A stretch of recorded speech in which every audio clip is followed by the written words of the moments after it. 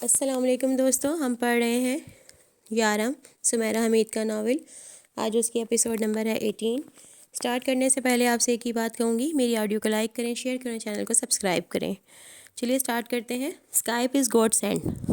دادا ہر دن اس سے بات کر کے اسے دیکھ کر ہی سوتے تھے۔ وہ چلتے پھرتے کسی بھی وقت دادا سے اسکائپ پر بات کر لیا کرتی تھی، انہیں دیکھ لیا کرتی۔ موبائل کے ذریعے ہی اس نے دادا کو اپنی جماعت اور یونیورسٹی دکھائی تھی، اور کلاس میں اس کے ہم جماعتوں نے ہاتھ لہرا کر یک زبان ہو کر کہا تھا، ہیلو گرینڈ پا، اور گرینڈ پا اتنے خوش ہوئے تھے کہ پھولے نہیں سمائے تھے۔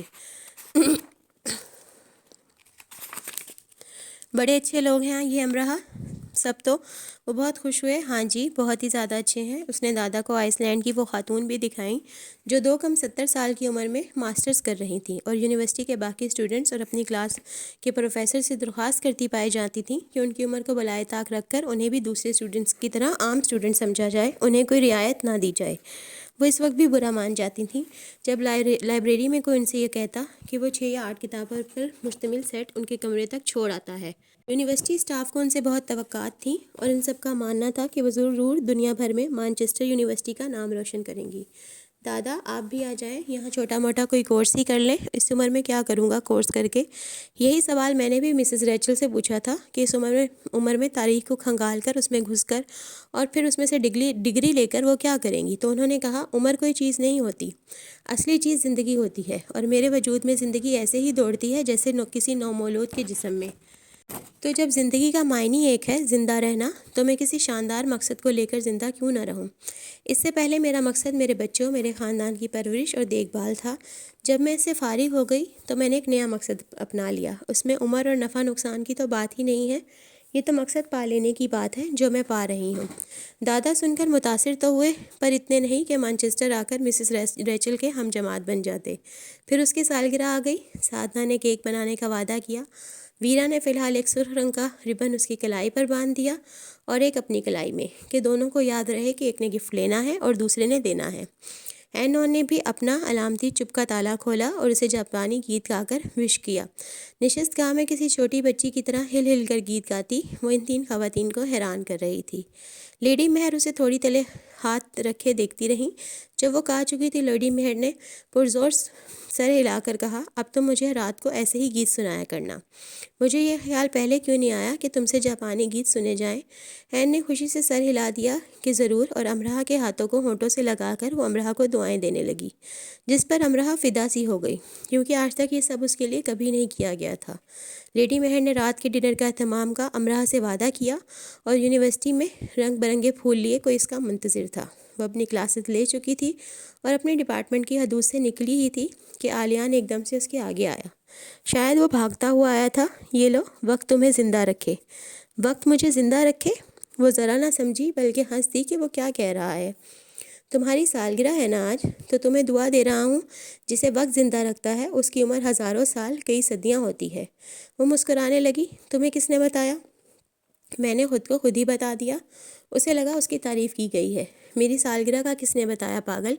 اوہ، سادھنا نے فون آیا تھا اس کا، کیک بنانے کی ترکیب پوچھ رہی تھی مجھ سے۔ آخر یہ برطانوی لوگوں کو گھر میں بیکنگ کرنے کا جنون کیوں ہے؟ سادھنا ہندوستانی ہے، اس نے اطاعت گزار بچوں کی طرح ایسے کہا کہ اسے برا نہ لگے۔ امرہ نے اس کے لائے گلدستے میں سے، جو کسی باغ سے توڑے لگتے تھے، سفید، نیلے، سرخ پھول چن لیے اور پیلے پھول اسے واپس کر دیے۔ وہ سوالیہ نظروں سے اسے دیکھنے لگا۔ دونوں اب یونیورسٹی کے محراب کے نیچے کھڑے تھے۔ سامنے آکسفورڈ روڈ اپنے تاریخی حسن میں لپٹی رواں تھی۔ یہ واپس کیوں کیا؟ آلیان کو برا لگا۔ پیلے پھول کسی کو نہیں دیتے، یہ ناپسندیدگی اور نفرت کی علامت ہوتے ہیں۔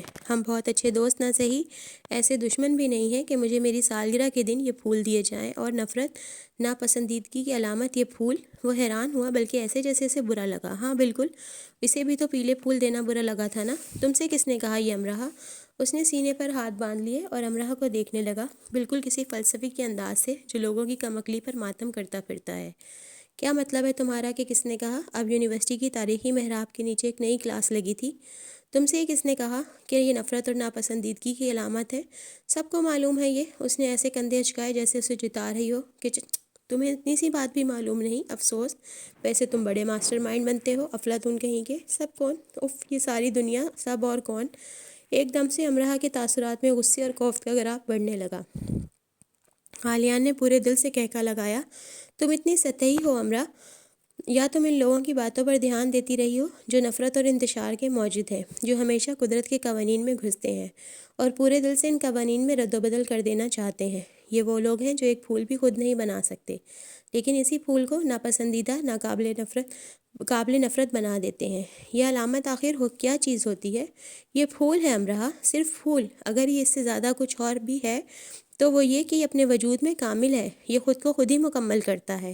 اس کا کھلتا ہوا رنگ دیکھو کتنا کامل ہے، یہ اپنے رنگ میں نہ کہیں کم نہ کہیں زیادہ ایک ہے، ایک جیسا۔ اس کی پنکھڑیاں کتنی ملائم اور نرم ہے، کتنی جاذب نظر، کوئی ملاوٹ نہیں ہے ان میں۔ دنیا کی بہترین فیکٹریوں میں بننے والا ریشم بھی جتنا ملائم نہیں ہوگا جتنا یہ زمین کے وجود سے نکل کر ہوا ہے۔ اپنی تخلیق میں یہ پھول کسی سے کم نہیں۔ داد دو قدرت کو، تعریف کرو قدرت کی، الٹا تم اسے ناپسندیدہ علامتیں دے رہی ہو۔ تم نے اس کی خوبصورتی پر غور نہیں کیا اور اسے ناپسندیدہ جان لیا۔ اپنی تخلیق میں یہ پھول کسی سے کم نہیں، کائنات کی کسی بھی شے سے بھی۔ یہ اپنے مقام پہ باشندہ ہے، یہ اپنے مقام پر بادشاہ ہے، اس کے سر پر تاج ہے اس کی تخلیق کا، کہ تمہاری تخلیق جیسی ہونی چاہیے مقصود پائی تھی تم ویسے ہی ہو۔ یہ کسی بھی طرح ہیچ نہیں ہے، اس میں کوئی کمی نہیں ہے۔ کمی ہے تو ان دماغوں میں جن میں یہ فطور پیدا ہوتا ہے۔ کوئی پھول، کوئی رنگ، قدرت کی بنائی کوئی چیز قابل نفرت نہیں ہوتی۔ یہ خبتی لوگوں کی باتیں ہیں۔ سر اٹھا کر آسمان کو دیکھو، اگر ساری دنیا آسمان کو کوئی فضول اور بکواس سی علامت دے دے گی تو کیا تم اسے بھی برا ماننے لگو گی؟ وسیع سمندر، نیلی جھیلیں، سبز و سفید پہاڑ کتنے کامل ہیں، اگر انہیں بھی علامتیں دے دی گئیں تو کیا نفرت کرنے لگو گی ان سب سے بھی؟ تم وہ سبق کیوں پڑھ رہی ہو جو دنیا کے مخبوط الحواس لوگوں نے غائب دماغی میں لکھا ہے، قدرت کے خلاف جا کر لکھا ہے، قدرت کو ہیچ کرنے کے لیے لکھا ہے؟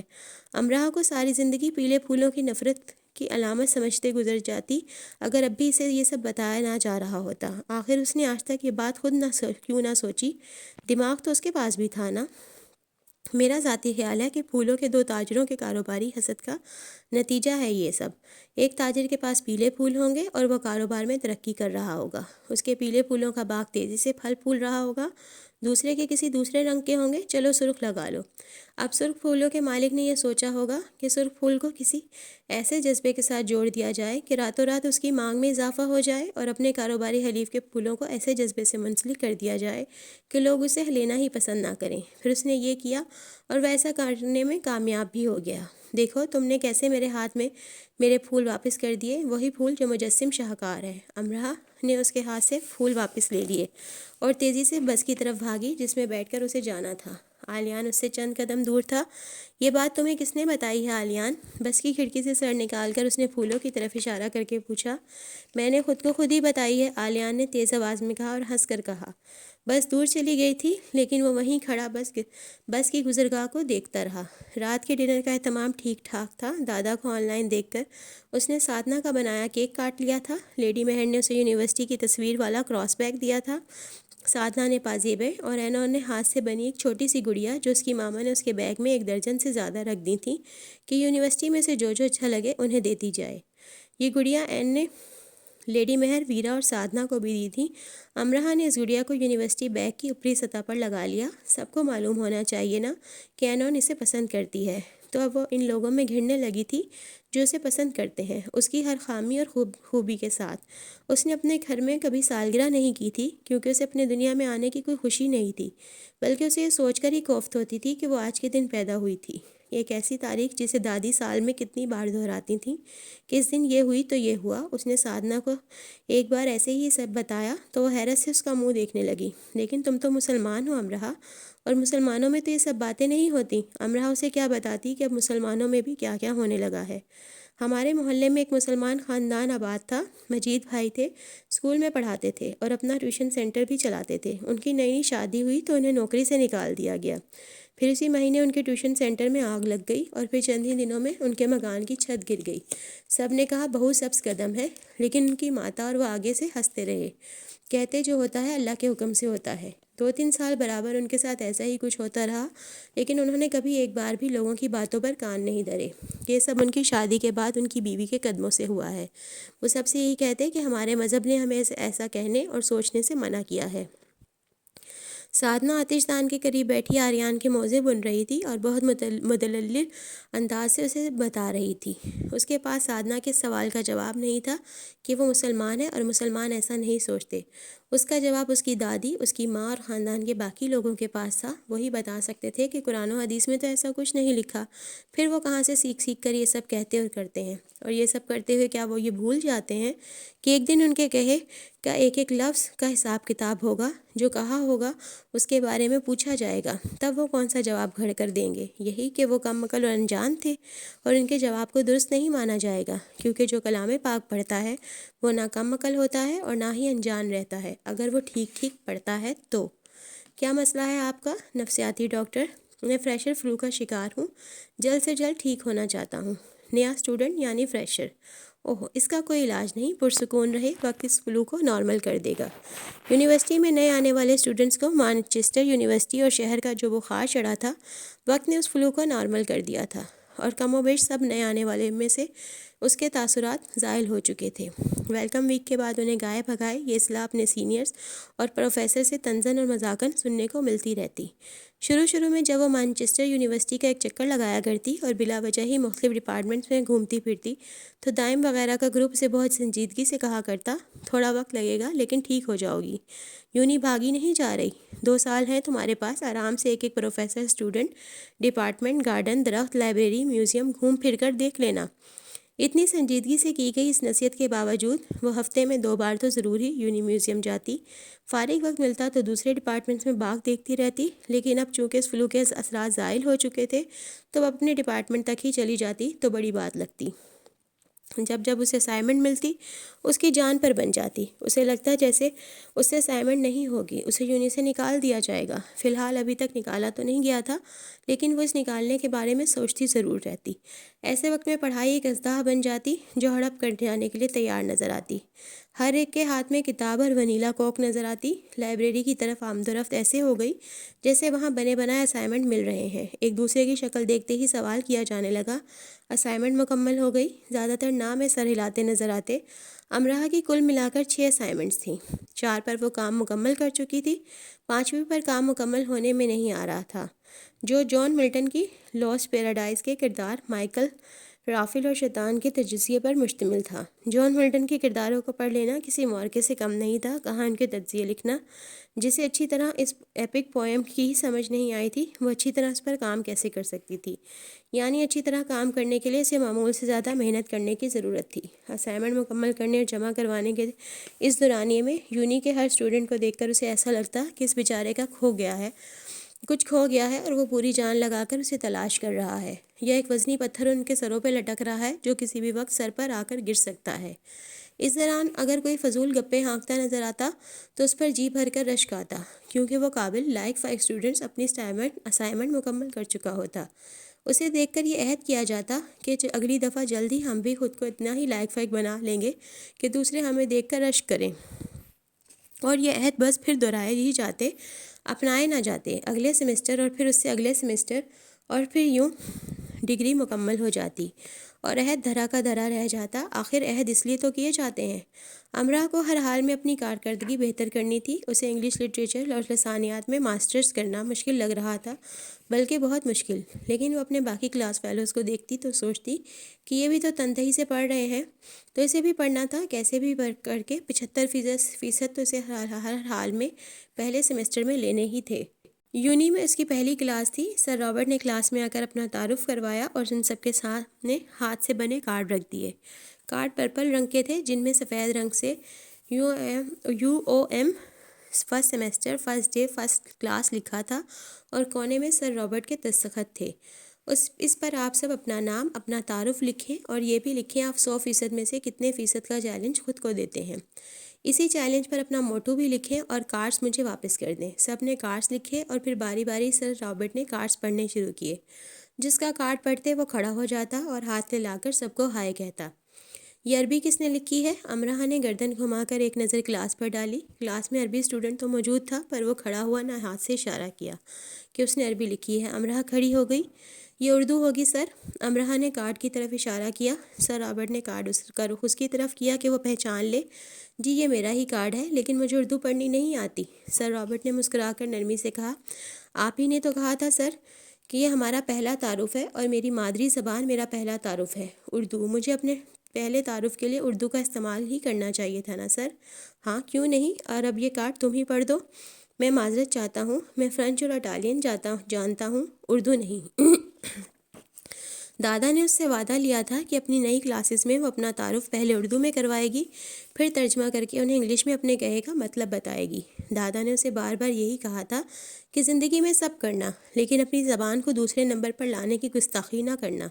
دنیا میں وہ قومیں بے مثال ترقی حاصل کرتی ہیں جو اپنی قومی زبان کا دامن ہاتھ سے چھوٹنے نہیں دیتی، پھر وہ عرش ہو یا فرش، ہر جگہ ان کے نام کے جھنڈے گڑے ہوتے ہیں۔ وہ کارڈ پڑھنے لگی۔ میں امرہ ہوں، میرا ملک پاکستان ہے، جس کے تاریخی شہر لاہور کی میں رہائشی ہوں۔ مجھے مانچسٹر میں یونیورسٹی پاکستان اسٹوڈنٹ سوسائٹی نے اسکالرشپ دے کر یہاں تعلیم حاصل کرنے کا موقع دیا ہے۔ مانچسٹر یونی میں میری پہلی غیر ملکی درسگاہ ہے۔ میں نے یہاں آ کر پڑھنے کے بارے میں کبھی نہیں سوچا تھا۔ میری پہلی کلاس ویلکم ویک تھی، جہاں مجھے یہ سکھایا گیا کہ مجھے اپنے کام خود کرنے ہیں۔ پڑھ کر وہ مسکرانے لگی۔ ویل آپ نے خود کو کتنے فیصد کا چیلنج دیا ہے؟ 75 کا سر۔ جتنے بھی کارڈز میں نے اب تک پڑھے ہیں انہوں نے خود کو 100% کا دیا ہے۔ آپ نے خود کو 75 کا کیوں دیا ہے؟ کیا یہ کسر نفسی ہے؟ ویسے مسکرانے لگے کہ سب نے تو بڑی لمبی لمبی چھوڑی ہیں، تم بھی چھوڑ دیتی۔ یہ سب بہت ذہین ہوں گے، مجھے ذہین ہونے میں تھوڑا وقت لگے گا۔ کندھے اچکا کر اس نے بڑی معصومیت سے کہا۔ یہ ساری کلاس اس ادا پہ ہنس دی۔ آپ ذہین ہونے میں وقت کیوں لے رہی ہیں؟ سر رابرٹ شرارت سے اپنا سر کھجانے لگے۔ میری بے وقوفی جانے میں وقت لے رہی ہے سر، اس نے بھی بے وقوفی کی جڑ سر کو کھجا کر کہا۔ اس بار کلاس کے کہہ کے فلک شگاف تھے۔ مجھے لگتا ہے کہ آپ مجھے بہت تنگ کرنے والی ہیں۔ مجھے ہر سیشن میں ہی کوئی نہ کوئی ایسا ضرور ملتا ہے۔ کیسا سر؟ جس کی بے وقوفی جانے میں وقت لیتی ہے۔ کہکوں کی برسات نے کلاس کے در و دیوار بھگو ڈالے۔ اور آپ کا موٹو امرہ؟ پاکستان کے بانی کہتے ہیں کام کام کام۔ میرا بھی یہی موٹو ہے سر۔ نظر نہ لگے کہ انداز تھا امرہ کا۔ آپ کسی اور کا موٹو اپنا رہی ہیں؟ میرا خیال ہے آپ کو اپنی سوچ کو زحمت دینی چاہیے۔ سر میں نے خود سے زیادہ عقل مند شخص کا موٹو اپنا لیا ہے۔ آپ کا پہلا تعارف مجھے اچھا لگا امرہ۔ سر رابرٹ کے اس جملے کو سن کر اسے ایسا لگا جیسے اس نے کوئی بڑی مہم سر کر لی ہو۔ ٹھیک ہے، اسے ڈرنے کی گھبرانے کی ضرورت نہیں ہے، وہ اپنی سوچ کو اجاگر کر سکتی تھی اور واضح بھی۔ سر رابرٹ نے اس کی تعریف کی، اسے بہت اچھا لگا کہ اسے سراہا گیا، ٹوکا نہیں گیا۔ سر رابرٹ نے وہ سب کارڈ سنبھال کر اپنے پاس محفوظ کر لیے تھے۔ ان کا کہنا تھا کہ وہ اپنے ہر نئے اسٹوڈنٹ کو ایسے کارڈ کی شکل میں اپنے پاس سنبھال کر رکھ لیتے ہیں کہ جب وہ بوڑھے ہو کر ریٹائرڈ ہو جائیں گے تو ان کارڈز کو نکال کر اپنے ہر اسٹوڈنٹ کو یاد کیا کریں گے۔ اتنی سی بات سن کر امرہ کی آنکھیں نم سی ہو گئیں۔ اس نے بیٹھے بیٹھے سر رابرٹ کو، جو مشکل 35 سال کے لگتے تھے، بوڑھا ہوتے اور یونی سے ریٹائرڈ ہوتے دیکھ لیا، اور اپنی ڈگری کو ہاتھ میں لیے خود کو یونی سے رخصت ہوتے بھی۔ اوف کتنے جذباتی لوگ ہیں نا ہم۔ ہاں لیکن کچھ بھی ہے، بہت اچھے لوگ ہیں ہم۔ سرد اور ٹھوس نہیں ہیں، نرم اور پرجوش ہیں۔ پہلی کلاس کے پہلے وعدے کو امرہ کو ہر صورت پورا کرنا تھا۔ وہ خود کو 75% کا چیلنج دے چکی تھی۔ اسے ہر حال میں اس چیلنج میں کامیاب ہونا تھا، پڑھائی اور پھر جاب۔ اسے لگتا کہ وہ ایک روبوٹ بن چکی ہے۔ ہر وقت اس کے دماغ میں مارکو اور جانسن گھومتے رہتے، کتابوں کے بڑے بڑے پیراگراف اس کے خوابوں میں آتے، اور وہ اٹھ کر بیٹھ جاتی، لیپ ٹاپ پر اپنی اسائنمنٹ چیک کرتی کہ کیا اس نے خواب میں آئے پیراگراف کو اسائنمنٹ میں شامل کیا ہے۔ اگر کیا ہے تو ٹھیک کیا ہے نا، اگر نہیں کیا تو کیا کرے، کیا نہ۔ وہ اپنے بیڈ پر کام کرتے کرتے سو جاتی، آنکھ کھلتی تو کچن میں جا کر کافی بناتی تاکہ نیند نہ آئے، اور پھر سے آ کر کام کرنے لگتی۔ جس رات اس نے سارا کام بمشکل مکمل کیا، اس سے اگلا دن اسے اسائنمنٹ جمع کروانے کا آخری دن تھا۔ نیند سے بوجھل اپنی آنکھوں کو مسلتے وہ بس سے یونی کے لیے نکلی۔ بس میں بیٹھی اونگنے لگی اور ایک اسٹاپ پہ آگے چلی گئی۔ وہاں اتر کر پیچھے بھاگتے ہوئے یونی آئی، بھاگتے ہوئے یونی پار کی اور فائل جمع کروانے کے لیے ڈپارٹمنٹ کی طرف بڑھی۔ ہر ایک کو چلتی تھی کہ اس کی اسائنمنٹ جمع ہو جائے۔ ایک دم سے وہ جہاں کی تہاں رہ گئی۔ اس کی فائل کہاں تھی جو وہ گھر سے لے کر نکلی تھی؟ اتنی افراتفری میں تھی کہ اس نے اپنے بال بھی ٹھیک سے برش نہیں کیے تھے، لیکن اسے یاد تھا کہ وہ موٹی فائل کو گھر سے لے کر نکلی تھی۔ پوری یونی اس کی آنکھوں کے سامنے گھومنے لگی۔ وہ کئی راتوں سے سوئی نہیں تھی، آنکھوں کے نیچے گہرے حلقے بن چکے تھے، سر میں ہلکا ہلکا درد رہنے لگا تھا اور آنکھوں کی پتلیاں کسی ایک چیز کو ذرا سی دیر دیکھتے رہنے کے بعد تھکنے لگتی تھیں۔ اس کا دماغ معاف سا ہو گیا۔ وہ جہاں کھڑی تھی وہاں سے اس نے دور دور تک نظریں دوڑائیں، فائل کہیں نہیں تھی۔ آنکھوں کو مسلتے سر کو تھامے وہ ایک جگہ بیٹھ گئی اور سوچنے لگی کہ فائل کے ساتھ کیا ہوا، کہاں گئی۔ سادھنا کو فون کیا، اس نے اس کا کمرہ پورا گھر دیکھ لیا لیکن فائل نہیں ملی، حتیٰ کہ وہ گھر سے بس اسٹاپ کے راستے تک بھی دیکھ آئی۔ ٹپ ٹپ آنسو اس کی آنکھوں سے گرنے لگے۔ اسے لگنے لگا کہ اس کی تعلیم پر اس کی نحوست کا سایہ پڑا ہے۔ وہ بیٹھے بیٹھے دقیانوسی سی ہو گئی۔ آنکھوں کے آگے اس نے ہاتھ رکھ لیا کہ اسے کوئی دیکھ نہ سکے۔ بہت دنوں بعد اس کا دھاڑے مارنے کو جی چاہ رہا تھا۔ اگر وہ ساتھ ساتھ جاب نہ کر رہی ہوتی تو اب تک اسائنمنٹ مکمل کر کے دے چکی ہوتی۔ زندگی اتنی مشکل ہو گئی تھی کہ اسے ٹھیک سے کھانا کھانے کا وقت بھی نہیں ملتا تھا۔ اسے ایسی زندگی کی عادت نہیں تھی، اس لیے بھی وہ توازن نہیں رکھ پا رہی تھی، اور دوسرے اس میں ایک بری عادت تھی کہ وہ کام کو اگلے دن پر ٹالتی رہتی تھی۔ وہ چند گھنٹے اسائنمنٹ پر کام کرتی اور یہ سوچ کر کہ ڈیڈ لائن کے ختم ہونے میں ابھی دن ہے، اگلے دن پر کام چھوڑ دیتی۔ یہ کرتے کرتے وہ ڈیڈ لائن کے آخری گھنٹوں تک آ گئی۔ وہ اپنی سستی کو لے کر رونے لگی۔ اگر وہ بھی باقی سب کی طرح دن رات ایک کر کے کسی بھی طرح کم سے کم 2 دن پہلے اپنی اسائنمنٹ جمع کروا دیتی تو افراتفری میں یہ سب نہ ہوتا۔ اٹھ کر اس نے راستے کو بھی دیکھ لیا جس پر وہ چل کر آئی تھی۔ اپنے آنسوؤں کو صاف کر کے وہ عالیان کے ڈپارٹمنٹ آ گئی۔ کیا ہوا امرا؟ اس کی شکل دیکھتے ہی وہ حیران سا ہوا۔ میرے اسائنمنٹ نہیں مل رہی، شاید میں بس میں بھول آئی ہوں تو تم روتی رہی ہو۔ اس کے پھر سے آنسو نکل آئے۔ میں فیل ہو جاؤں گی نا؟ میں فیل نہیں ہونا چاہتی عالیان۔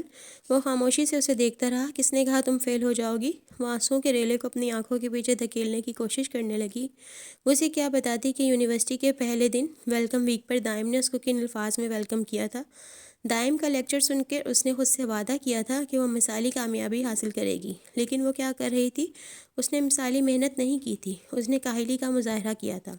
اسے اپنے آپ پر غصہ آ رہا تھا۔ اس کی بری عادتیں اب تک اس کے ساتھ تھیں۔ تم چھوٹی چھوٹی باتوں پر ایسے روتی ہو کیا؟ یہ چھوٹی بات ہے؟ اس نے روئی روئی گلابی آنکھوں کو رگڑا۔ یونیورسٹی میں کہیں بھول گئی ہو اپنی فائل؟ اس نے نفی میں سر ہلایا۔ اس کی آواز رند رہی تھی، اس لیے وہ کم سے کم بول رہی تھی۔ عالیان اسے ڈپارٹمنٹ سے باہر لے آیا اور سبزے پر لے کر بیٹھ گیا۔ تمہاری فائل مل جائے گی امرا، مجھے تمہارے رونے پر دکھ ہو رہا ہے۔ تم اتنی ہی کم ہمت ہو اور تمہیں فخر ہے کہ تم ایسی ہو۔ میں یونیورسٹی آفس جا رہا ہوں، تم یہیں بیٹھو۔ اگر کسی اسٹوڈنٹ کو وہ فائل ملی ہوگی تو اس نے آفس میں جمع کروا دی ہوگی۔ کوئی اسٹوڈنٹ میرے ساتھ ایسی نیکی کیوں کرے گا بھلا؟ کیونکہ وہ فائل اس کے کسی کام کی نہیں ہوگی اور اس کی تم سے کوئی ذاتی دشمنی نہیں ہوگی، کہہ کر عالیان چلا گیا۔ اسے یقین تھا فائل بس میں رہ گئی ہے، اور بھلا ٹرانسپورٹ میں رہنے جانے والی چیزیں بھی کبھی کسی کو ملی ہیں۔ اس نے دھواں دار آواز کیے بغیر دل لگا کر رونا شروع کر دیا۔ عالیان واپس آ چکا تھا اور اس کے سر پہ کھڑا خاموشی سے اسے دیکھ رہا تھا۔ میں ٹرانسپورٹ آفس جا رہا ہوں، مجھے یقین ہے وہاں سے ضرور تمہاری فائل مل جائے گی۔ امرا نے عالیان کو ایسے دیکھا جیسے کہہ رہی ہو پاگل ہو نا تم، اگر تم بس میں ہی بولی ہو تو ضرور مل جائے گی، میرا یقین کرو۔ وہ کیوں میری فائل سنبھال کر رکھیں گے؟ اکثر اسٹوڈنٹس تمہاری طرح اپنی بہت سی چیزیں سب ویز، ٹرام اور بسوں میں بھول جاتے ہیں۔ کیفے، ریسٹورنٹ اور سینما میں بھی ان کی چیزیں ان تک پہنچ جاتی ہیں۔ میں نہیں مانتی ایسا ہوتا ہوگا۔ ہاں، ایسا تب نہیں ہوتا جب ہم ان چیزوں کو ڈھونڈنے کی کوشش نہیں کرتے۔ گم ہو جانے والی چیزیں ہمیشہ گم ہی رہتی ہیں جب تک انہیں ڈھونڈنے کی کوشش نہ کی جائے۔ برا مت ماننا، یہ تمہارا کنٹری نہیں ہے جہاں تم کچھ بس میں بھول جاؤ تو وہ تمہیں واپس نہ ملے۔ تمہیں اتنے تنفر سے میرے ملک کا ذکر نہیں کرنا چاہیے۔ امرا نے فائل کے گم ہو جانے کا غصہ اس پہ اتارا۔ میں نے تنفر سے ذکر نہیں کیا، میں تمہیں حقیقت بتا رہا ہوں۔ مجھے نہیں جاننی کوئی حقیقت۔ جو لوگ تلخ حقیقت جاننے کی کوشش نہیں کرتے وہ انہیں بدلنے کی اہلیت بھی نہیں رکھتے۔ ٹھیک ہے، ساری اہلیت تم لوگوں کے پاس ہی ہے، ہم سب ناکارہ ہی ہیں، رہنے دو ہمیں ناکارہ ہی۔ میں نے کوئی ایسی بات نہیں کی تم ایسے ناراض ہو، تم ایسی باتیں بھی نہیں کر رہے کہ میں خوش ہوں۔ وہ اٹھ کر چلی گئی۔ وہ دائم کے پاس جا رہی تھی۔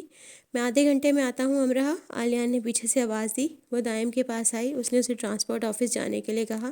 ظاہر ہے دائم تو جانے سے رہا، اسے ہی جانا تھا نا۔ اس میں تو اتنی ہمت نہیں تھی کہ یونیورسٹی کے مین گیٹ تک چلی جاتی اگر ٹرانسپورٹ کے آفس سے بھی نہ ملی۔ وہ اس خیال کو سوچ سوچ کر دہل رہی تھی لیکن اپنی جگہ سے ہل نہیں رہی تھی۔ تھوڑی دیر بعد جب وہ مین گیٹ سے بس اسٹاپ کی طرف جا رہی تھی تو اسے عالیان کی آواز سنائی دی۔ وہ رک کر اسے دیکھنے لگی۔ وہ تیزی سے سائیکل چلاتا اس کے پاس آ رہا تھا، بری طرح سے ہانپ رہا تھا۔ یہ لو، مل گئی۔ اس نے فائل اس کے آگے کی۔ فائل کو ہاتھ میں لے کر بھی امرا کو جیسے یقین نہیں آیا۔ کہاں سے ملی؟ ٹرانسپورٹ کے آفس سے۔ اگلی بار فائل پر اپنا نام، فون نمبر اور ایڈریس ضرور لکھنا۔ اگر تم نے پہلے سے ہی یہ کیا ہوتا تو تمہیں اب تک یہ مل چکی ہوتی۔ تیز سائیکل چلانے کی وجہ سے اس کا سانس پھولا ہوا تھا۔ امرہ اسے دیکھنے لگی۔ دائم کی طرح اس نے اسے نہیں کہا تھا کہ وہ جائے اور اپنا کام خود کرے۔ وہ گیا اور اس کا کام کر دیا۔ اس کا شکریہ ادا کر کے وہ فائل جمع کروانے چلی گئی۔ اس نے محسوس کیا کہ اس کا انداز ٹھیک نہیں تھا عالیان سے بات کرنے کا۔ جب ہم ہارے ہوئے، دکھی یا مایوس ہوتے ہیں تو ہم اتنے بدمزاج کیوں ہو جاتے ہیں؟ ہمارا سارا اخلاق کہاں رخصت ہو جاتا ہے؟ ہم روتے ہیں تو باقی سب ہنستے ہوئے کو رلانا کیوں چاہتے ہیں؟ اسائنمنٹ جمع کروانے کے بعد امرہ عالیان کو ڈھونڈتی رہی، لیکن وہ اسے ملا نہیں۔ وہ جا چکا تھا، اس کا کام ہو گیا تو اسے اپنے رویے پہ افسوس ہوا۔ اس کی فائل نہ ملتی تو ویسے ہی بد اخلاقی کا مظاہرہ کرتی رہتی۔ یہ کمزور اعصاب مالک کے مالک ہونے کی نشانی ہے، اور بلا شبہ یہ کوئی اچھی نشانی نہیں ہے۔ عالیان سے ملاقات ہوتی ہے تمہاری؟ لیڈی مہر پوچھ رہی تھی۔ وہ سب آتشدان کے پاس بیٹھے تھے۔ ویرا سے اپنے ساتھ دی پرنٹ ورک لے کر جا رہی تھی۔ وہ تیار ہو کر بیٹھی تھی اور ویرا کا انتظار کر رہی تھی جو تیار ہو رہی تھی۔ جی ہوتی ہے، دوست ہے تمہارا، سب سے اچھا دوست نا؟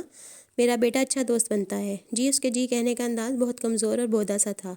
وہ تو کہہ رہا تھا تم اس کی دوست ہو، سب سے اچھی دوست۔ امرہ سوچنے لگی کہ کیا وہ اس کا سب سے اچھا دوست ہے؟ تمہارے بابا کیسے ہیں؟ ان کا بزنس کیسا ہے؟ اب ٹھیک ہو رہا ہے آہستہ آہستہ، جلد ہی آپ کا قرض واپس۔ بدھو ہو، قرض کی بات کون کر رہا ہے؟ تمہیں لگتا ہے اس لیے تمہارے پاپا کا تم سے پوچھا؟ مجھے لگتا ہے مجھے خاموش ہو جانا چاہیے۔ امرہ شرمندہ سی ہو کر انہیں دیکھنے لگی۔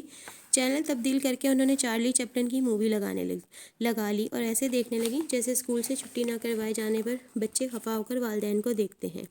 اگر آپ ایسے ہی خفا رہیں تو میں ویرا کے ساتھ نہیں جاؤں گی۔ انہوں نے اسے ناراضی سے دیکھا۔ کبھی کبھی تم حد سے زیادہ بے وقوفی کر جاتی ہو۔ میں حد سے زیادہ بے وقوفی ہوں؟ یہ کوئی قابل فخر بات نہیں ہے۔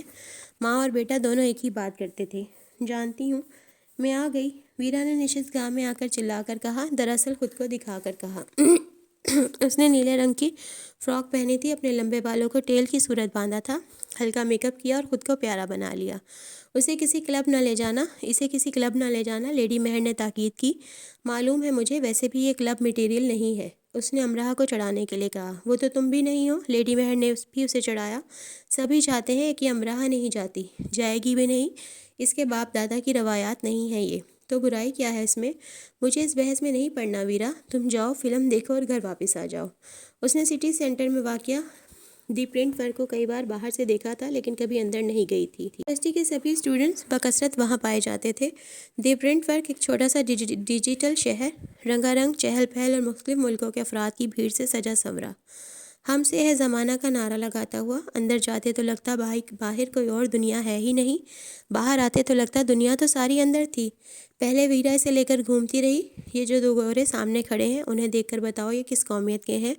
ویرا نے دو گورے چٹے لڑکوں کی طرف اشارہ کر کے اس سے پوچھا۔ یونی میں بھی اکثر وہ پوچھتی رہتی تھی۔ دونوں انگریز ہیں؟ اس بار اسے یقین تھا کہ اس کا جواب ٹھیک ہوگا۔ ویرا نے کہکا لگایا۔ دونوں انگریز کیسے ہوئے؟ کیونکہ دونوں گورے ہیں۔ اور وہ ایک اور وجہ ڈھونڈ رہی تھی کہ ویرا کا ایک اور کہکا بلند ہوا۔ ایک امریکی ہے اور دوسرا آئرش۔ تم پھر سے غلط ہو۔ تمہیں کیسے پتہ چل جاتا ہے؟ تمہیں اتنا تو معلوم ہے نا آئرش کسے کہتے ہیں؟ امرہ نے ہاں میں سر ہلایا، جبکہ وہ نہیں جانتی تھی کہ وہ اسے کیا بتاتی کہ اس کے یہاں سب گورے رنگ والوں کو انگریز ہی کہا جاتا اور جانا جاتا، اب بھلے سے وہ کینیڈا کا ہو یا فرانس کا۔ مانچسٹر میں رہ کر اسے یہ اندازہ تو ہو چکا تھا کہ وہاں قومیت کا حوالہ دے کر کافی بات کی جاتی ہے، لیکن بات ہی قومیت سے شروع کی جاتی ہے۔ فلاں امریکی کا کافی کیفے، فلاں عربی کی فلافل شاپ، فلاں جرمن کا سر لیکچر۔ اسے کوفت ہوتی جب اس شخص کا نام بعد میں لیا جاتا اور قومیت پہلے۔ ویرا اپنے کلاس فیلوز کا ذکر کرتی تو ان کی قومیت سے شروع کرتی۔ جب اسے ویرا کو کوئی بات بتانی ہوتی تو وہ کہتی، فلاں جس کے بال لمبے ہیں، پتلا لمبا سا، وہ جس کی گہری سبز آنکھیں ہیں، مشکل سا نام ہے، تمہارے ہی ڈپارٹمنٹ کا ہے، بالوں کی پونی بناتا ہے۔ چلتے چلتے ویرا اور وہ ایک کیفے کے سامنے رکھے ایک بڑے سے کارٹون جس کے پاس کھڑی ہو گئیں، جو زبان باہر نکال کر آنے جانے والوں کو چڑھا رہا تھا۔ اس دن جیسی ہی ویرا بھی زبان نکال کر اس کے ساتھ کھڑی ہو گئی۔ کلک می امرہ، میری تصویر بناؤ۔ امرہ نے دو جنوں کی تصویریں بنا دیں۔ پھر ویرا نے امرہ کو کھڑے ہونے کے لیے کہا۔ امرہ نے خود کو ویرا سے بہت بچانا چاہا، لیکن اس نے اسے اس جن کے ساتھ کھڑا کر دیا اور زبان باہر نکالنے کو کہا۔ وہ انہیں یہ سب کرتے کوئی نہیں دیکھ رہا تھا، لیکن امرہ کو لگتا سب اسے ہی دیکھ رہے ہیں۔ اسی جن کے پاس کھڑے ہو کر ویرا نے دو انگلیوں کو زبان کے نیچے دے کر سیٹی بجائی۔ سر سے اوپر ہاتھ لے جا کر تالی بجائی اور بائیں ہاتھ کو ہونٹوں کے کنارے رکھ کر او کی بنمانس جیسی آواز بڑے شوق اور خالص جنگلی انداز سے نکالی۔ یہ کیا کر رہی ہو؟ یہ میرے پرنٹ ورک میں آنے کا اعلان ہے، میں یہاں ایسے ہی انٹری دیتی ہوں۔ ویسے انٹری دے سکتی تھی، وہ ویرا تھی نا؟ تم جنگلی ہو؟ امرہ نے اس کی پونی کھینچی۔ کبھی کسی روسی کو جنگلی نہ کہنا۔ ہم بوند بوند زندگی سے جمے زندہ دلی کے گلیشیئر ہیں۔ زندگی کا سورج ہم سے ہو کر رنگوں کو چمک دمک دیتا ہے۔ ہم موت سی برف میں دفن سرسبز چراگاہوں کے کہکے لگاتے ہیں، یہ صرف ہم ہی کر سکتے ہیں۔ ہم جنگلی کیسے ہوئے؟ ویرا کی باتیں ایسی ہی ہوتی تھیں، ان میں سے احساس کمتری چھلکتا تھا، نہ ہی مایوسی۔ وہ کچھ اس انداز سے چلتی پھرتی، مسکراتی اور باتیں کرتی جیسے دنیا کے اس کے استقبال کے لیے تیار کھڑی ہے۔ اگر یہ دنیا سے خوش آمدید کہنے پر آمادہ نہیں بھی ہے تو بھی وہ بہرحال اس کی پرواہ کرنے والی نہیں ہے، کیونکہ وہ اپنی الگ دنیا تخلیق کرنے کا وصف رکھتی ہے، اور حوصلہ بھی۔ اب ویرا کا یہ پہلے سے ارادہ تھا یا وہ صرف شرارت کر رہی تھی؟ وہ اسے ہاٹ راک کیفے لے آئی، جس کی بیرونی دیوار سے جھولتا گٹار سرخ پیلی اور سفید روشنیوں سے منور تھا، لیکن جس کی سرخ روشنی خطرے کی گھنٹی بنی بے قراری سے جھلمل کر رہی تھی۔ یہ کیفے ہے؟ ہاں کیفے بھی ہے اندر، اور بھی بہت کچھ ہے۔ تم پہلے کبھی ہاٹ راک نہیں گئی نا؟ میں اس کا نام ہی پہلی بار سن رہی ہوں۔ پاکستان میں نہیں ہے یہ کیا ہر ملک میں ہوتا ہے؟ دنیا کا ایسا بد نصیب ملک کون سا ہوگا جو ہارٹ راک سے محروم ہوگا؟ ہے کیا اس میں؟ آ جاؤ اندر۔ ویرا سے اپنے ساتھ لے آئی۔ دیواروں پر جا بجا گٹار لٹک رہے تھے، کچھ پرانے فیشن کے بوائے ہیڈ بھی دیواروں پر آویزاں تھے۔ اندر جاتے ہی سے کئی جانے پہچانے یونیورسٹی کے چہرے نظر آئے، پھر سے اپنے کے اسٹوڈنٹس کا ہجوم نظر آیا۔ لگ رہا تھا رات ہوتے ہی سب یہاں موجود ہوئے ہیں اور فیل لائک ہوم کی کیفیت میں ہے۔ اندر آتے اس کا پاؤں کسی ٹھوس چیز سے ٹکرایا تو وہ گرتے گرتے بچی۔ اس کا مزاج بگڑ گیا۔ کافی شاندار استقبال کیا ہے اس ہاٹ راک نے میرا۔ ہاں شاید ابھی یہ آغاز ہو۔ تم مجھے ڈرا رہی ہو؟ ہاں، اور سنو دھیان سے، ویرا نے آنکھ مار کر کہا۔ ویرا سے بار ٹینڈر کاؤنٹر کے پاس بٹھا کر ضروری کام کا کہہ کر چلی گئی۔ بار ٹینڈر موجود نہیں تھا۔ پھر بار ٹینڈر آیا، جس کے دونوں بازوؤں پر کونیوں سے اوپر تک ٹیٹو کھدے تھے۔ دائیں بازو پر گھنی جھاڑیوں میں سے ایک خونخوار بھیڑیا دانت نکوں سے آنکھیں چمکائے شکار پر جست لگانے کی تیاری کر رہا تھا، اور بائیں بازو پر وہی بھیڑیا اپنے شکار کی گردن دبوچے گرا رہا تھا۔ اس کا شکار ایک انسانی کھوپڑی تھا۔ امرہ نے کراہیت سے نظریں پھیر لیں۔ کاکٹیل بناتے اس نے ترچھی نظروں سے امرہ کی کراہیت کی تاثرات کو دیکھا، پھر اس نے آنکھیں ایسے چندیائیں جیسے نادیدہ شیطان کو سیلوٹ کیا، اور شکار کو خوش آمدید۔ تمہیں یہ پسند آیا؟ اس نے بھیڑیے کی طرف اشارہ کیا۔ امرہ نے منہ بنا لیا۔ بالکل نہیں، زہر لگ رہے ہیں۔ امرہ کیوں جھوٹ بولتی؟ وہ کسی سے ڈرتی برتی تھوڑی تھی۔ اتنی صاف گوئی کی شاید اسے توقع نہیں تھی۔ وہ سرمستی سے ایسے سر ہلانے لگا جیسے اس پر کسی خاص نعمت کا نزول کر دیا گیا ہو۔ نئے شکار سے ملاقات پر اسے بے پایا خوشی حاصل ہوئی۔ وہ 3 بار اس نے اپنا کام کرتے سامنے بیٹھی لڑکی کو دیکھا، اور اسے سمجھ نہیں آیا کہ وہ کیسے صبر کرے۔ خاموش بیٹھی یہ لڑکی کتنی عجیب لگ رہی تھی۔ یہ لڑکی خاموش کیوں ہے؟ اسے تو ٹھیک 10 منٹ بعد ڈی جے نے فل والیوم میں ڈسک پلے کی۔ پہلے صرف ہلکا ہلکا میوزک بج رہا تھا۔ باہر شام گہری ہو رہی تھی۔ ہارٹ راک کے کونے خدروں سے ہاؤ واؤ کرتا ہجوم ڈانس فلور پر جمع ہونے لگا۔ ڈسکو لائٹس تیزی سے حرکت کرنے لگی۔ امرہ گھبرا گئی۔ اس نے آس پاس دیکھا۔ وہ اندازہ کر سکتی تھی کہ اصل میں یہ جگہ کون سی ہے۔ ویرا اس کے ساتھ شرارت کر گئی تھی۔ وہ جلدی سے اٹھی اور اپنی ڈانس میں راہداریاں پار کر کے سیڑھیاں اتر کر بار سے باہر آ گئی، لیکن وہ ہارٹ راک کے ہی ایک دوسرے حصے میں آ نکلی تھی جہاں جوا کھیلا جا رہا تھا، اور حواس باختہ سی ہو گئی۔ دادا کو اگر یہ سب معلوم ہو جائے تو اسے واپس لینے خود مانچسٹر آ جائیں گے، اور کبھی واپس نہیں آنے دیں گے۔ وہ واپس اس جگہ آئی جہاں ویرا اسے چھوڑ گئی تھی، لیکن ویرا ابھی تک نہیں آئی تھی۔ میں تمہاری کچھ مدد کر سکتا ہوں؟ بار ٹینڈر نے فرشتہ صفتی کو گلے سے لگا کر پوچھا۔ مجھے باہر جانا ہے۔ کس طرف سے جانا ہے؟ فرنٹ ڈور تو بند ہو چکا ہے، تمہیں بیک ڈور سے جانا ہوگا۔ فرشتہ صفتی اپنائے فرشتہ ہی بنتے انسانیت سے لبریز انداز میں کہا۔ بیک ڈور کس طرف ہے؟ اسے کیا معلوم تھا کہ ان ہارٹ راک وغیرہ میں کیا اصول و ضوابط تھے آنے جانے کے، اور کہاں ان کے بیک ڈورز تھے۔ ہاتھوں کو تیزی سے اونچا کر کے اس نے بتایا کہ پچھلا دروازہ کس طرف ہے۔ امرہ کو ان بھیڑیے کھدے ہاتھوں کی حرکات قطعاً سمجھ نہیں آئی۔ ڈی جے ساؤنڈ بدل چکا تھا۔ اس نے جانوروں کے چنگھاڑنے کی آوازوں کو ماڈرن ہپ ہاپ میوزک کے ساتھ مکس کر کے والیوم تیز کر دیا۔ امرہ کے رنگ تیزی سے بدلنے لگے۔ اسے بتا کر تیزی سے کاکٹیل بناتے وی لو ٹو سیری خشت ٹی شرٹ پہنے اس نے امرہ کے رنگ بدلتے چہرے کو دیکھا اور مزید انسانیت سے لبریز نظر آنے لگا بلکہ چھلک پڑنے کو ہو گیا۔ آؤ میرے ساتھ، اس نے خود سے ہی کہا۔ امرا گو کہ اسے پہلی نظر میں ہی ناپسند کر چکی تھی، لیکن اس کے ساتھ جانے سے خود کو روک نہ سکی۔ وہ آگے چلنے لگا، وہ اس کے ساتھ تھوڑا فاصلہ رکھ کر پیچھے چلنے لگی۔ 3-4 راہداریاں چل کر 2-3 بار سیڑھیاں اتر کر اس نے ایک دروازہ کھول کر کہا، یہ ہے بیک ڈور، تم یہاں سے جا سکتی ہو۔ شکریہ۔ وہ تیزی سے آگے بڑھی اور دروازے کے پار ہو گئی، لیکن وہ تو باہر کا راستہ ہی نہیں تھا۔ فوری صدمے کے زیر اثر آنے سے پہلے اس نے دیکھا کہ ایک چھوٹا سا کم روشنی والا کمرہ ہے جو مختلف چیزوں سے اٹا پڑا تھا۔ اس کے پیروں کے پاس بہت سی خالی بوتلیں پڑی تھیں اور وہاں چند قدم کھڑے ہونے کے علاوہ کوئی جگہ نہیں تھی۔ بدبو کے بھپکے دم گھونٹ رہے تھے۔ دروازہ دھڑ سے بند ہوا، پھر فوری لاک ہوا اور چلا کر اس نے جو اسے باہر کا راستہ دکھانے لایا تھا کہا، اب یہاں کہیں بھیڑیے آئیں گے تمہاری گردن دبوچنے۔ وہ پر ڈی جے نے انسانی خود ساختہ چیخوں کے ساتھ ایک دوسرے میوزک کو مکس کر کے چلایا۔ ہارڈ راک کیفے کا ڈانس فلور اپنے عروج پر آ گیا۔ امراہ کی چیخ اس عروج میں دب گئی۔ یہ کیا ہو گیا اور کیسے؟ اگر کوئی اس وقت اس کی شکل دیکھ لیتا تو جان لیتا کہ موت سے بھی زیادہ دہشت ناک اگر کوئی چیز تھی تو وہ اس کی شکل پر چھائے خوف کے علاوہ کوئی اور نہیں تھی۔ بارودی اندھیار نے اس کی آنکھوں میں گھس کر چلنا شروع کر دیا۔ اس کی سے نظر آنا بند ہو گیا۔ تیز سیٹی کی آواز اس کے دونوں کانوں سے سر کے اندر گھس کر دردناک انداز سے گونجنے لگی۔ جنبش اس پر محال ہوئی اور اس کا وجدان خطرے کا گھنٹا بنا ٹن ٹن بجنے لگا۔ جس کھوپڑی کو بار ٹینڈر کے بازو پر بنے بھیڑیے نے منہ میں دبوچ رکھا تھا وہ وہی کھوپڑی بن گئی، مردہ شکار کی گئی، شکار ہو چکی۔ اس نے سر کو جھٹکا دیا۔ اسے نظر کیوں نہیں آ رہا تھا؟ دماغ سوچ کیوں نہیں رہا تھا؟ اس نے سر کو مسلسل 2-3 جھٹکے دیے۔ اسے دھندلا دھندلا نظر آنے لگا۔ سر کو جھٹکے دینے سے اس کے سر میں ٹیس بھی اٹھی۔ وہ دیوار کا سہارا لے کر لڑکھڑاتی ہوئی بوتلوں کے ڈھیر پر بیٹھ گئی۔ ٹھنڈ میں بھی وہ پسینے سے بھیگ چکی تھی۔ اس کا ہاتھ کراس بیگ پر لگا۔ اس کا بیگ اس کے ساتھ تھا، اس کے پاس فون تھا۔ اس نے کانپتے ہاتھوں سے فون نکالا۔ ویرا کو فون کرنے لگی۔ بیل جا رہی تھی، بیل جاتی رہی، لیکن اس نے فون نہیں اٹھایا۔ اس نے میسج لکھنے کی کوشش کی، لیکن اس کی انگلیوں کی کپکپاہٹ نے اسے ایسا نہیں کرنے دیا۔ وہ سادھنا کو فون نہیں کرنا چاہتی تھی کیونکہ وہ پولیس کو فون کر دیتی کہ وہ پاکستانی لڑکی پولیس سے بہت زیادہ خوفزدہ تھی کہ یوں بدنامی ہوگی اور بہت زیادہ ہوگی۔ ان کے علاوہ اس کے پاس صرف چند اور دوسرے لوگوں کے نمبر سے اپنی فون بک چیک کرنے لگی اور آلیان پر آ کر رک گئی۔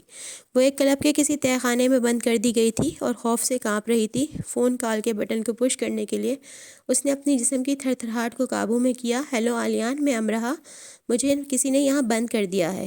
اپنے رونے پر قابو پاتے اس نے بہت دیر لگا کر جملہ مکمل کیا۔ ٹھیک ہے، تم ابھی وہیں رہو بیبی، کونے میں خالی بوتلوں کے کریٹس کے پیچھے واڈکا رکھی ہے، تم اسے پی سکتی ہو۔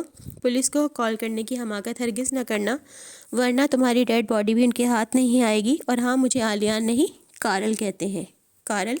امراہ کے ہاتھ سے فون گر گیا اور اس کی بیٹری نکل کر دور جا گری۔ آلیان کے فون پر وہی تھا اور اسے یہاں بند کرنے والا باریک اعصاب نچوڑ دینے والی خوف کی لہر نے اس کے وجود کا احاطہ کیا۔ اس کے پاس ایک ہی حل تھا کہ وہ پولیس کو فون کرے۔ آلیان، ویرا اور وہ لڑکا کون تھے؟ اس سوال کے بارے میں سوچتے ہی اس کی جان پیروں کی انگلیوں میں آنے لگی۔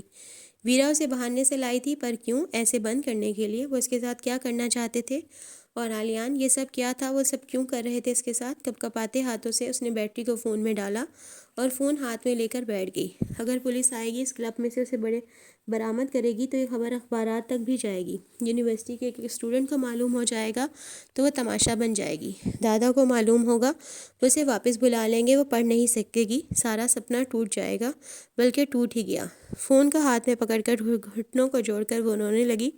مانچسٹر میں پہلی بار پوری شدت سے روتی رہی۔ اس کے پاس اس کے علاوہ کوئی چارہ نہیں تھا کہ وہ پولیس کو فون کرے، اور بات کا سوچ کر وہ رو رہی تھی۔ اسے پردیس میں کسی کلب میں بند کیے جانے پر، اپنی کم عقلی پر، اتنی دور پردیس پڑھنے والی اب تک باہر جانے کے، اندر آنے کے راستے ہی ٹھیک سے یاد نہیں کر سکی۔ گھر سے باہر نکلنے کے لیے صرف وہ جوتے ہی ضروری نہیں ہوتے جو پہن کر باہر جایا جاتا ہے، وہ ہوش مندی اور پھرتی بھی ضروری ہوتی ہے جو گرنے نہ دے، چوٹ تو ہرگز نہ لگنے دے۔ اسٹور میں پھیلی بدبو سے پاگل کیے دے رہی تھی۔ اے خدا، میری مدد کر، کسی کو بھیجو میرے لیے، وہ دعا کر رہی تھی۔ ساتھ ساتھ ویرا کو فون کر رہی تھی کہ ایک دم سے دروازہ کھلا اور سامنے خدا کی بھیجی مدد کھڑی تھی۔ آلیان امرہا، اس نے ابھی یہی کہا تھا کہ وہ تیزی سے اٹھ کر اسے دھکا دے کر پیچھے ہٹاتی بھاگ کر باہر نکلی اور اوپر آئی۔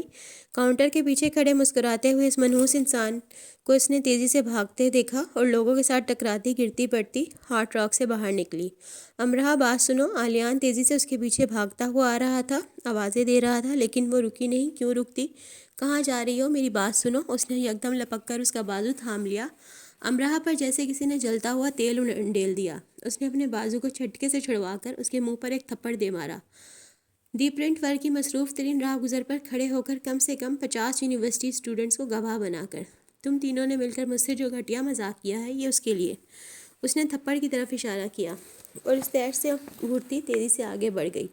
سڑک پر آ کر اپنے لیے ٹیکسی دیکھنے لگی۔ غصے سے اس کا خون کھول رہا تھا، دکھ سے اس کی آنکھیں دھواں دھواں ہو رہی تھیں۔ ویریا آلیان کی کلاس فیلو تھی، وہ تیسرا بھی کوئی ان کا کلاس فیلو ہوگا۔ اسے نہیں معلوم تھا یہ سب کیوں کیا گیا، اسے یہ معلوم تھا کہ اس کے ساتھ کر دیا گیا، بس۔ اس نے ٹیکسی روکی اور اس میں بیٹھنے ہی لگی تھی کہ آلیان نے اپنے پیر کو ٹیکسی کے دروازے میں پھنسا لیا۔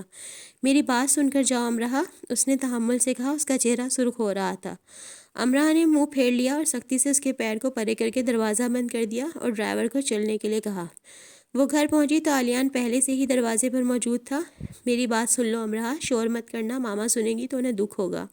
ہاں دکھ ہوگا انہیں کہ ان کے بیٹے نے کیا شاندار حرکت کی ہے۔ انہیں دکھ ہوگا کہ تم نے مجھے تھپڑ مارا، ساری دنیا بھی گواہ بن کر آ جائے تو کبھی یہ نہیں مانیں گی وہ کہ میں نے کچھ برا کیا ہے۔ اچھا دھول جھونک رہے ہو؟ پھر ان کی آنکھوں میں اسے پرے دھکیلتی وہ اندر جانے لگی۔ وہ ان میں سے کسی کی بھی شکل نہیں دیکھنا چاہتی تھی۔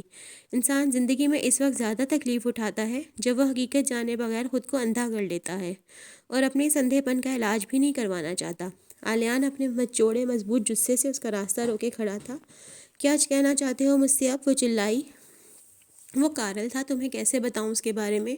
بس وہ ایسا ہی ہے امرہا۔ وہ کچن میں میرے پاس آیا اور میرا فون مانگا اور 2 منٹ بعد اس نے مجھے بتایا کہ اس نے تمہیں اسٹور میں لاک کیا ہے۔ اس سے تفصیل جانے بغیر جلدی سے تمہارے پاس آیا کیونکہ میں جانتا تھا تم کتنی جلدی پریشان ہو جاتی ہو۔ اس سب میں میرا قصور کہاں ہے امرہا؟